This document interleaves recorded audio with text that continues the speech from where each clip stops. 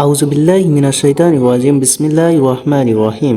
সুপ্রিয় প্রাণপ্রিয় শিক্ষার্থীবৃন্দ, বরাবরের মতো আবারও চলে আসলাম তোমাদের মাঝে নতুন আরেকটি বিষয় নিয়ে, নতুন কিছু তোমাদের সাথে শেয়ার করার জন্য।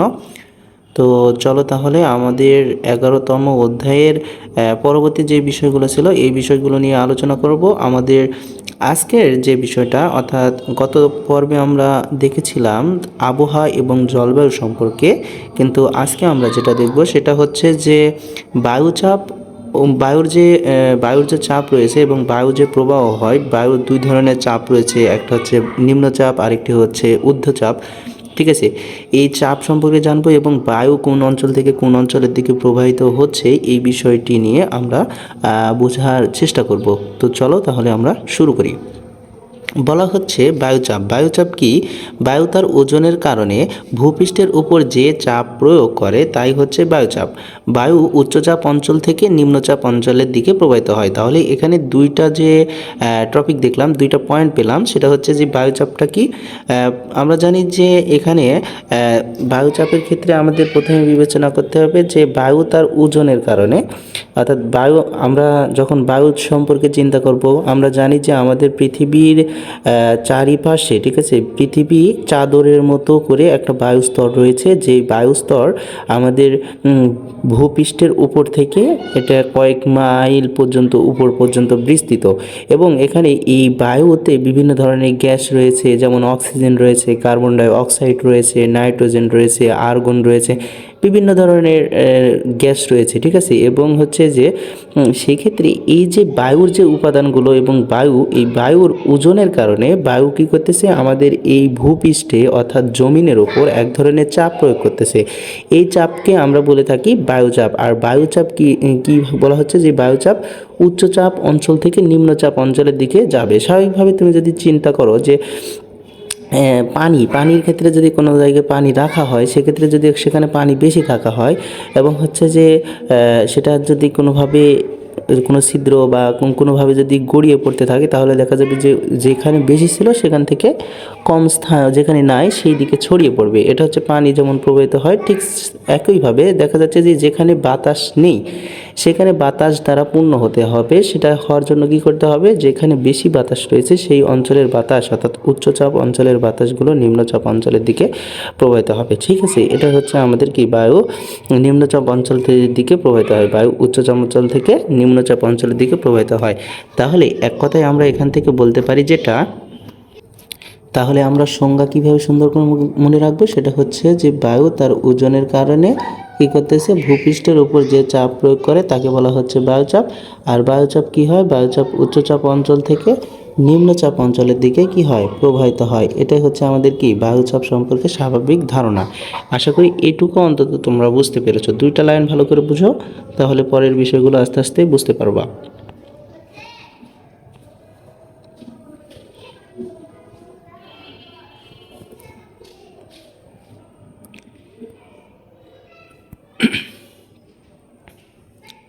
এখানে বায়ুর উচ্চচাপ ও নিম্নচাপ সৃষ্টির কারণ কি সেই বিষয়ে একটি পরীক্ষা দিয়ে রাখা হয়েছে, এখানে কাজ দেওয়া হয়েছে। এই কাজটা তোমরা বাসায় করলে অনেক মজা পাবা। দেখো, বলা হচ্ছে কাজটি কি, বালি ও পানি গরম করা। অর্থাৎ বালিকে এখানে ভূপৃষ্ঠ হিসেবে বিবেচনা করা হয়েছে এবং পানিটা হচ্ছে আমাদের সমুদ্র পৃষ্ঠের পানির সাথে তুলনা করা হয়েছে।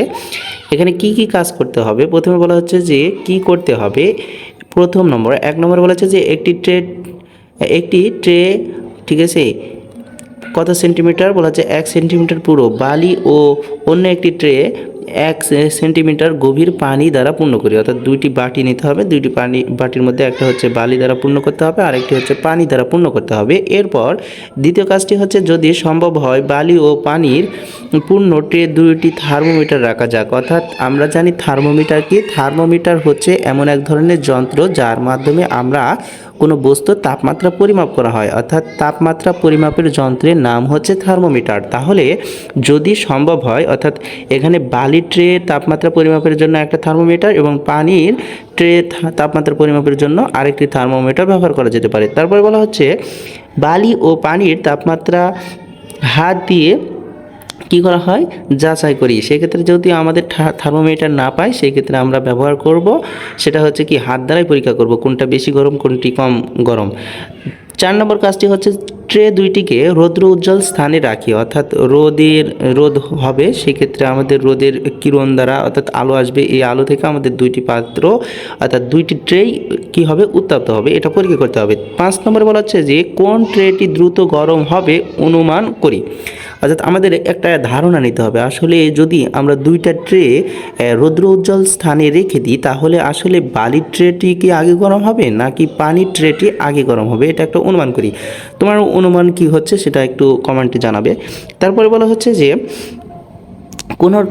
বলা হচ্ছে যে কোনটি এটা গেল। তারপর 6 নম্বর বলা হচ্ছে যে 20 থেকে 30 মিনিট পর পুনরায় হাত দিয়ে পানি ও বালির তাপমাত্রা যাচাই করি, সেক্ষেত্রে এখানে থার্মোমিটার হলে ভালো হয়। বলা হচ্ছে যে এবং পূর্বের অনুমান সঠিক কিনা নিশ্চিত করা হয়, সম্ভব হলে থার্মোমিটারের সাহায্যে বালি ও পানির তাপমাত্রা যাচাই করা যাক। ঠিক আছে, এই যে একটা সম্পূর্ণ একটি ঘটনা, সেই ঘটনার ক্ষেত্রে আমাদের মূলত এখানে একটা নতুন শব্দর সাথে তোমরা পরিচিত হয়েছে অনেকে, সেটা হচ্ছে কি, সেটা হচ্ছে এই যে থার্মোমিটার। হ্যাঁ, এই থার্মোমিটারটা কি আমি তোমাদের ছবির মাধ্যমে দেখাতে দেখে নাও যে এটা হচ্ছে আমাদের থার্মোমিটার।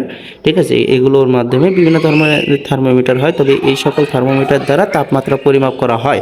ঠিক আছে, এরপর যে কাজটি সেটা হচ্ছে যে আমাদের 20 থেকে 30 মিনিটেরটাকে তো রাখলামই। তো এই পরীক্ষার পর আমরা কি জানতে পারবো বা কি বুঝতে পারবো সেটা হচ্ছে যে আমাদের পানির তুলনায় কিন্তু বালি খুব দ্রুত গরম হবে। ঠিক আছে, অর্থাৎ মানে সমুদ্রপৃষ্ঠের তুলনায় আমাদের ভূপৃষ্ঠ খুব দ্রুতই গরম হয়। কখন? দিনের বেলায়। তাহলে একটা সুন্দর একটা পয়েন্ট মাথায় রাখবা, সেটা হচ্ছে যে দিনের বেলায় আমাদের ভূপৃষ্ঠ পানির অর্থাৎ সমুদ্রপৃষ্ঠের তুলনায় বেশি দ্রুত গরম হয়। হ্যাঁ, আবার হচ্ছে রাতের বেলায় কি হয়, যখন সূর্যটা আমাদের অস্ত যায় এরপরে হচ্ছে ভূপৃষ্ঠটা খুব দ্রুতই আবার ঠান্ডা হয়। তার মানে এখানে বালিটা কিন্তু খুব দ্রুতই আবার ঠান্ডা হয়ে যাবে পরীক্ষায়, এবং হচ্ছে যে পানিটা ঠান্ডা হতে কিন্তু আবার অনেক কি হবে, অনেক হচ্ছে যে দেরি হবে। এই ঘটনাটাই মূলত এখানে বোঝানোর চেষ্টা করা হয়েছে। আশা করি নিচে আরও বিস্তারিত বুঝতে পারবা। চলো তাহলে আমরা নিচে বিষয়টা দেখে নিই।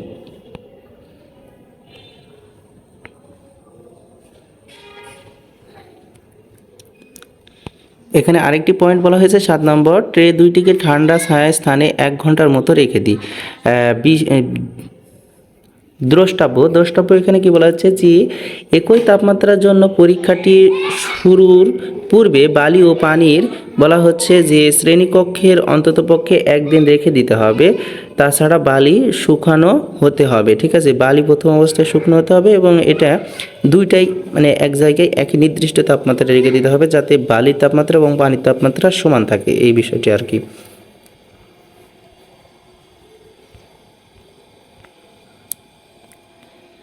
তাহলে যে আমরা পরীক্ষাটি করলাম, এই পরীক্ষার সারসংক্ষেপে আমরা কি বলতে পারি যে জলবায়ু, অর্থাৎ এখানে বলা হচ্ছে যে সারসংক্ষেপে সূর্যের আলোতে রাখার পর বালির ট্রেটি পানির ট্রেটির চেয়ে দ্রুত গরম হয়েছে, আবার ছায়ায় বালির ট্রেটি পানির ট্রেটির অপেক্ষায় দ্রুত ঠান্ডা হয়েছে। তাহলে একটা কথা ভালোভাবে মনে রাখতে হবে যে আমাদের বালির ট্রেটি আগেই গরম হয়েছিল, আবার ছায়া জায়গায় রেখার ফলে বালির ট্রেটি মূলত আগে ঠান্ডা হয়েছিল, মানে দুইটাই কিন্তু আগে ঘটলো কার ক্ষেত্রে, বালির ট্রের ক্ষেত্রে। এই পরীক্ষা থেকে আমরা এই সিদ্ধান্তই আসতে পারি যে বালি বা মাটির পানির অপেক্ষায় দ্রুত গরম বা ঠান্ডা হয়। তাহলে বালি কি হয়, বালি বা মাটি পানির অপেক্ষায় দ্রুত গরম বা ঠান্ডা হয়, এটুকু আমরা সিদ্ধান্ত নিতে পারি। এরপর আমাদের যে বিষয়টা সেখানে বলা হচ্ছে যে উচ্চচাপ ও নিম্নচাপ কীভাবে সৃষ্টি হয়, এই বিষয়টি নিয়ে আমরা বিস্তারিত জানব।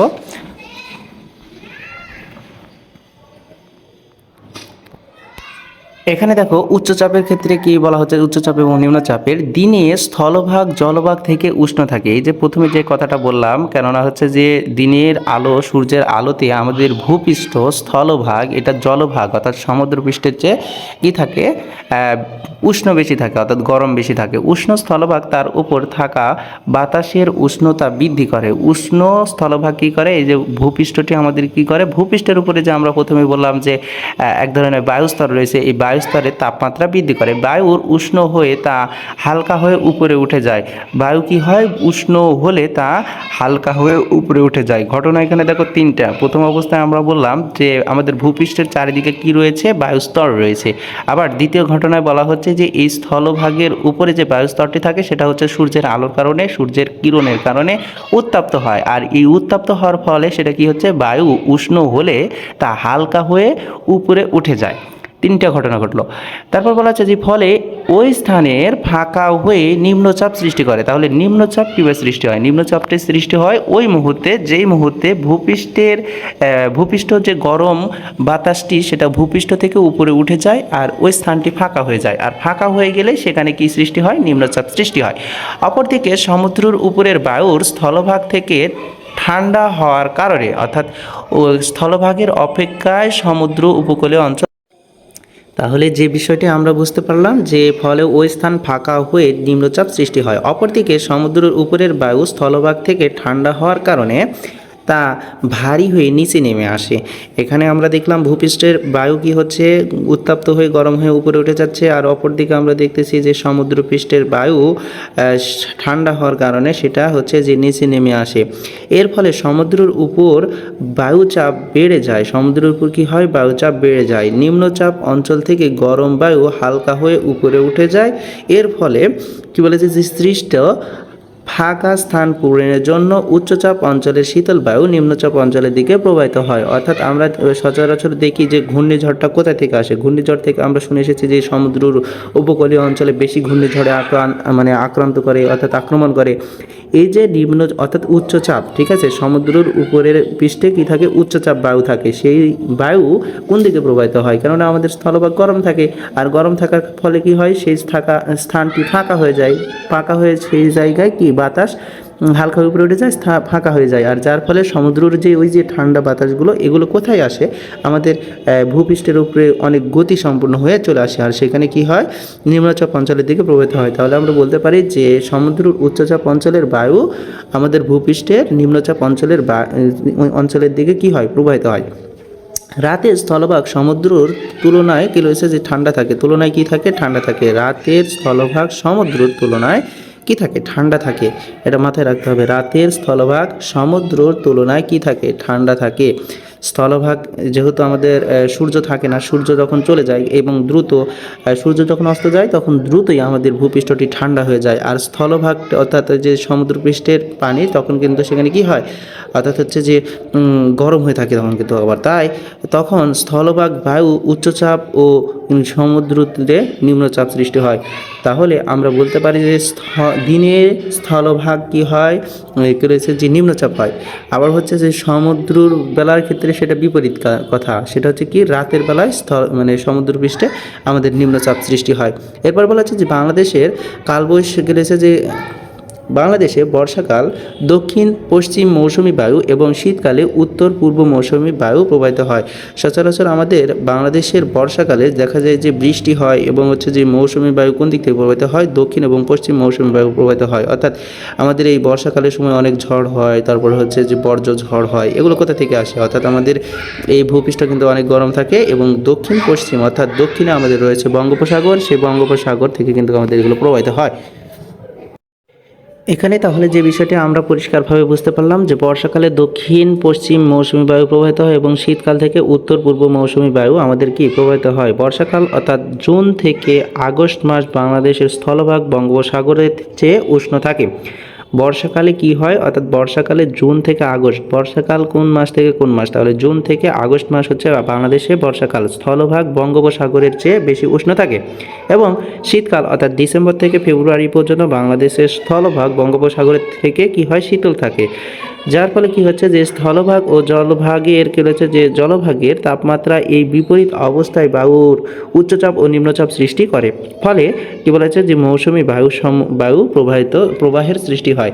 তাহলে এখানে যে তাপমাত্রার তারতম্যর কারণে আমাদের মৌসুমী বায়ুগুলো প্রবাহিত হচ্ছে, যার ফলে একসময় বায়ু প্রবাহিত হচ্ছে আমাদের বর্ষাকালে বায়ু প্রবাহিত হচ্ছে কোথা থেকে, দক্ষিণ এবং পশ্চিম অঞ্চল থেকে। আবার অপরদিকে বায়ু প্রবাহিত হচ্ছে শীতকালে, সেটা হচ্ছে যে আমাদের উত্তর এবং হচ্ছে যে পূর্ব অঞ্চল থেকে আমাদের কিন্তু মৌসুমী বায়ুটা প্রবাহিত হচ্ছে।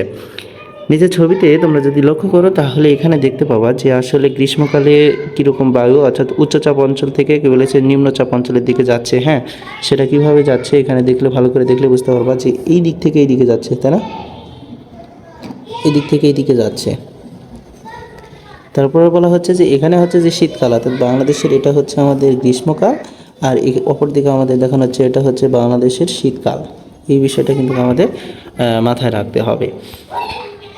এরপর যে বিষয়টি আমরা জানবো সেটা হচ্ছে বলা হচ্ছে আবহাওয়া ও জলবায়ুর উপাদান, বা আবহাওয়া কী এবং জলবায়ুর উপাদানগুলো কী, এই বিষয় নিয়ে আমরা আলোচনা করব। এখানে বলা হচ্ছে আবহাওয়ার বিভিন্ন উপাদানগুলোই হচ্ছে রয়েছে যে আবহাওয়ার বিভিন্ন উপাদানগুলোই হচ্ছে কি রয়েছে যে জলবায়ুর উপাদান। অর্থাৎ আবহাওয়ার যদি প্রশ্ন করা হয় আবহাওয়ার উপাদান কি, সেটার ক্ষেত্রেও একই উত্তর, এবং যদি বলা হয় জলবায়ুর উপাদানগুলো কি, সেটার ক্ষেত্রেও একই উত্তর। তাহলে আমরা দেখতে পাচ্ছি যে আমরা আবহাওয়া ও জলবায়ুর বিভিন্ন উপাদান যেমন তাপমাত্রা, আর্দ্রতা, বায়ুপ্রবাহ, মেঘ, বৃষ্টিপাত, এই কয়েকটি হচ্ছে আমাদের কি, এবং আরেকটা রয়েছে বায়ুচাপ, এই কয়টি হচ্ছে আমাদের কি আবহাওয়ার উপাদান। ঠিক আছে, আবহাওয়ার উপাদান তাহলে কয়টি পেলাম এখানে? 1টি 2টি 3টি 4টি 5টি 6টি হচ্ছে আবহাওয়ার উপাদান।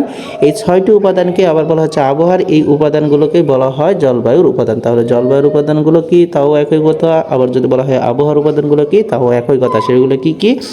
1 নম্বরে বলা হচ্ছে যে তাপমাত্রা, 2 নম্বর বলা হচ্ছে আর্দ্রতা, 3 নম্বরে বলা হচ্ছে বায়ুচাপ, 4 নম্বর বায়ুপ্রবাহ, 4 নম্বর বলা হচ্ছে মেঘ, 5 নম্বর বলা হচ্ছে বৃষ্টিপাত, এবং 6 নম্বর বলা হচ্ছে বায়ুর চাপ। এই 6টি উপাদান নিয়ে কিন্তু আমাদের আবহাওয়া এবং জলবায়ুর উপাদান। ঠিক আছে, এরপর বলা হচ্ছে যে আবহাওয়া ও জলবায়ুর উপাদানের মধ্যে কি কোনো সম্পর্ক আছে, আমাদের এই সম্পর্কটি বের করতে হবে। দেখো এখানে একটা ছকের মধ্যে আমরা যদি দেখি তাহলে দেখো যে একটা কাজ দেওয়া হয়েছে। এই কাজটি আসলে একটু গুরুত্ব সহকারে দেখা উচিত। বলা হচ্ছে যে আর্দ্রতা ও বায়ু, বৃষ্টিপাত, আর্দ্রতার সাথে কিন্তু আমাদের বৃষ্টিপাত। আর্দ্রতাটা কি? আর্দ্রতাটা হচ্ছে বাতাসে জলীয় বাষ্পের পরিমাণ। ঠিক আছে, এটা হচ্ছে আমাদের বাতাসের আর্দ্রতা। বলা হচ্ছে আর্দ্রতাটা কি, ভালো করে মনে রাখো যে বাতাসে জলীয় বাষ্পের উপস্থিতি কি পরিমাণ রয়েছে, অর্থাৎ জলীয় বাষ্পের উপস্থিতি রয়েছে, এটাই হচ্ছে আমাদের আর্দ্রতা। সেটা বেশি আছে নাকি কম আছে সেটা আমরা এখানে থেকে জানতে পারবো। দেখো বলা হচ্ছে যে কী করতে হবে, নিচের ছক ঢাকার মাসিক গড় বৃষ্টিপাত ও আর্দ্রতা লক্ষ্য করি, এবং বলা হচ্ছে যে বৃষ্টিপাত ও আর্দ্রতার মধ্যে সম্পর্ক নির্ণয় করি, এবং বলা হচ্ছে যে বর্ষাকাল ও শীতকালের অবস্থা তুলনা করি, এবং 3 নম্বর বলা হচ্ছে যে কাজটি নিয়ে সহপাঠীদের সাথে আলোচনা করি।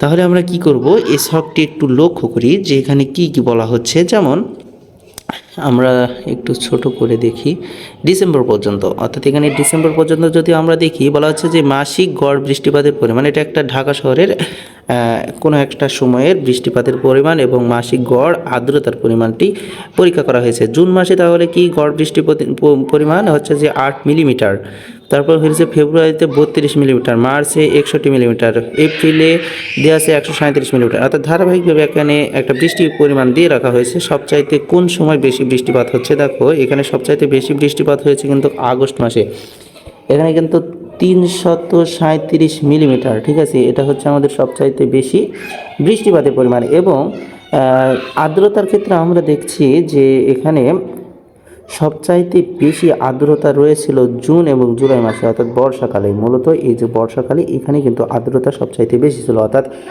বাতাসে জলীয় বাষ্প পরিমাণের বেশিও থাকবে, আবার হচ্ছে যে বৃষ্টিপাতের পরিমাণটাও সেই সময় বেশি থাকবে। কিন্তু দেখো জানুয়ারিটা কিন্তু শীতকাল হয়ে থাকে, তাই না?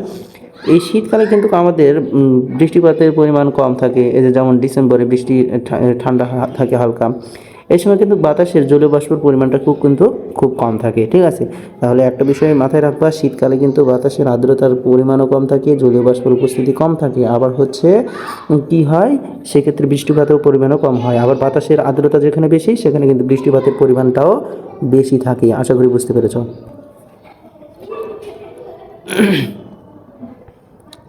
এরপর সারসংক্ষেপে আমরা যে বিষয়টিগুলো জানতে পারবো সেটা হচ্ছে যে আর্দ্রতা হলো বাতাসে জলীয় বাষ্পের পরিমাণ। আর্দ্রতা কি, আমি যেটা আগে বললাম, বাতাসে জলীয় বাষ্পের পরিমাণ, অর্থাৎ কি পরিমাণ জলীয় বাষ্প রয়েছে বাতাসে, সেই বিষয়টাই হচ্ছে আমাদের আর্দ্রতা। আর্দ্রতা তাহলে কি, আর্দ্রতা হলো বাতাসের জলীয় বাষ্পের পরিমাণ। অপরদিকে বলা হচ্ছে যে বাতাসের জলীয় বাষ্পের পরিমাণ কত কমে আর্দ্রতার কম, কি রয়েছে যে তত কমে। এখানে একটা বিষয় তোমাদের আবারও বললাম যে শীতকালে কি হয়, আর্দ্রতা কম হয় এবং বৃষ্টিপাতের পরিমাণ কম হয়। ঠিক এখানেই বলা হচ্ছে যে বাতাসের জলীয় বাষ্পের পরিমাণ, ঠিক আছে, বাতাসের জলীয় বাষ্পের পরিমাণ যত কম, আর্দ্রতা তত কি বলা হচ্ছে যে কম হবে এবং বৃষ্টিপাত কিন্তু সেখানে এই মুহূর্তে কম হবে। বর্ষাকালের মাসিক গড় আর্দ্রতার পরিমাণ ও মাসিক গড় বৃষ্টির পরিমাণ অন্যান্য মাসের তুলনায় বেশি। অর্থাৎ এই ক্ষেত্রে আমরা কি বুঝলাম যে মাসিক যে গড় আর্দ্রতার পরিমাণ বেশি হলে কি, আর্দ্রতা বলতে এখানে জলীয় বাষ্পের পরিমাণ বেশি, আর জলীয় পরিমাণ বেশি থাকলে সেখানে আমাদের কি বৃষ্টিপাতের পরিমাণ বেশি হবে। তারপর বলা হচ্ছে যে বৃষ্টি বর্ষাকালে দক্ষিণ পশ্চিম মৌসুমী বায়ু, বর্ষাকালে কোন দিক থেকে মৌসুমী বায়ু আসে, সেটা হচ্ছে দক্ষিণ এবং পশ্চিমী মৌসুমী বায়ু বঙ্গোপসাগর থেকে প্রচুর জলীয় বাষ্প বাতাস নিয়ে আসে। এই কারণে অর্থাৎ কেন বর্ষাকালে আমাদের হচ্ছে যে জলীয় বাষ্পের পরিমাণটি বেশি থাকে, তাহলে আমরা বলতে পারবো যে বর্ষাকালে দক্ষিণ এবং পশ্চিমী মৌসুমী বায়ু বঙ্গোপসাগর থেকে প্রচুর জলীয় বাষ্প নিয়ে আসে, ঠিক আছে, প্রচুর জলীয় বাষ্প নিয়ে আসে। এই জলীয় বাষ্প ঠান্ডা হয়ে বৃষ্টিপাতের ঘটায়। এই জলীয় বাষ্প কীভাবে বৃষ্টিপাত হয়, দেখো বলা হচ্ছে যে জলীয় বাষ্প নিয়ে আসে, আর নিয়ে আসার পর সেটা ঘনীভূত একটা প্রক্রিয়া রয়েছে, তোমরা পড়েছো, ঘনীভূত হওয়ার মধ্য দিয়ে অর্থাৎ জলীয় বাষ্প পানি কণায় পরিণত হয়। উত্তর পূর্ব মৌসুমী বায়ু শীতকালের উত্তর দিক থেকে শুষ্ক শীতল বায়ু গ্রেসে আনে, যার ফলে কি এখানে আমাদের কিন্তু কুয়াশা বা অন্য বিষয়গুলো সৃষ্টি করে। হ্যাঁ, এই বিষয়ে আশা করি তোমরা বুঝতে পেরেছো। এবার যে বিষয়টি আমরা দেখব, বিরূপ আবহাওয়া কি? বিরূপ আবহাওয়া বলতে আবহাওয়ার একটি উপাদান প্রতিনিয়ত পরিবর্তিত হচ্ছে। আবহাওয়ার কোনো উপাদান যখন অস্বাভাবিকভাবে পরিবর্তিত হয় তখন আমরা বিরূপ আবহাওয়া দেখতে পাই। বিরূপ আবহাওয়ার কারণে আমরা বিভিন্ন ধরনের ক্ষতির সম্মুখীন হই, যেমন মানুষের জীবন ও সম্পদের ক্ষতি হয়, কখনো কখনো মানুষ মারা যায়। তাহলে বিরূপ আবহাওয়াটা কিন্তু আসলেই একটু ক্ষতিকারক। দেখা যায় যে কোনো একটা সময় শীতকাল, ঠিক আছে, কিন্তু যখন অতিরিক্ত শীত পড়বে তখন কিন্তু অনেকের মানুষের বিভিন্ন ধরনের রোগ হয় এবং শীত সহ্য না করতে পারে অনেক দেশের মানুষ কি হয়, মারা যায়। আবার গ্রীষ্মকালে প্রচুর খরা হয়, খরার কারণে কি প্রচণ্ড গরম হয়, যেই গরমের কারণে অনেক সময় মানুষ কি হয়, মারা যায়। তাহলে আমাদের এখান থেকে বুঝতে হবে যে আবহাওয়ার প্রত্যেকটি উপাদান বলতে এখানে আমরা কি কি দেখে এসেছিলাম, বায়ু প্রবাহ ছিল, এরপরে হচ্ছে উচ্চচাপ ছিল, নিম্নচাপ ছিল, ঠিক আছে, মেঘ ছিল, বৃষ্টিপাতের পরিমাণ ছিল, এগুলো প্রত্যেকটি যে উপাদান, যে কোনো একটি উপাদান প্রতিনিয়ত কি হচ্ছে, পরিবর্তিত হচ্ছে, এটা আমাদের মনে রাখতে হবে।